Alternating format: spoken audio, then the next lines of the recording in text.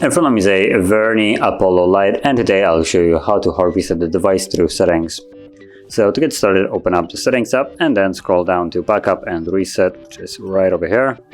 And from here you'll find factory data reset. Tap on it. It gives you a message that performing this will remove all the user data that you have placed there yourself. So that includes Google account, system app data, settings, downloaded apps, music, photos, and anything that I have put on the device after you enable the device.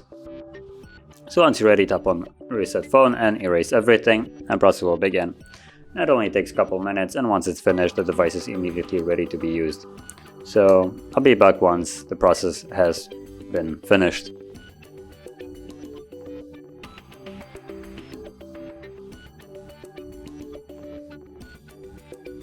And as you can see, now the process is finished and the device is immediately ready to be used.